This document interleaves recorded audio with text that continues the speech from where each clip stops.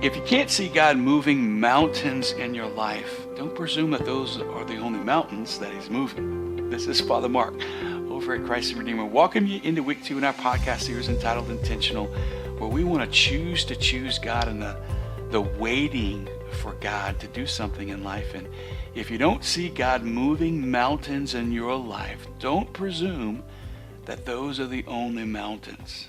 Let me give you an example again from my own personal life, which I think is going to kind of shine light on all of that. I struggle to see God moving in my life a lot of times, and there may be times when I'm asking God to work a miracle.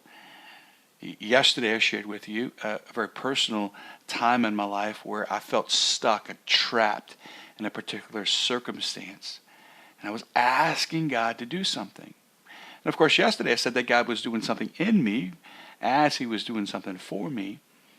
But part of the breakthrough that I experienced at that season in my life also dealt with other people, relationships that I was struggling with. Not only was God doing something in my life as I waited, but as I waited, I didn't know everything that God was doing in their life. God was having conversations with them about them. I didn't know that. God was touching places of their hearts. And it was quiet and subtle. And when I was so focused on my life, I wasn't able to see what God was doing in their life.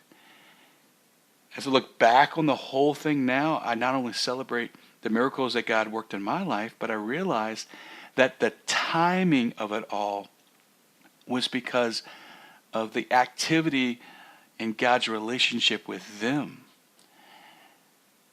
I was so focused on the mountains that I wanted God to move in my life that I just forgot that wasn't the only mountain, you might say, that was connected to the prayer. Sometimes when you're waiting on God to do something, it's not because God's not doing anything, right? It's just because God's doing other things that are connected to your prayer that you can't see.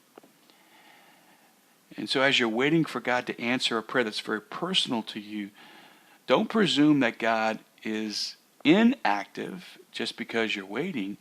It may be because God is doing something in other people's lives and you just can't see that. As you look at your life today, I just ask you, are you waiting for God to do something in your life? Or do you know someone, perhaps, who is waiting for God to do something in their life? And in those moments where we are waiting for God, instead of waiting for God to finally answer our prayer, in the waiting we can go to God and ask him to show us, maybe are there other things that we just don't see? And it's there that we stay in relationship with God, where God continues to bless us in the little ways, and we're able to intercede for other people so that they can cooperate with God with what he's doing in their lives. Let's continue to have hope in the waiting as we continue to see God's activity in the waiting.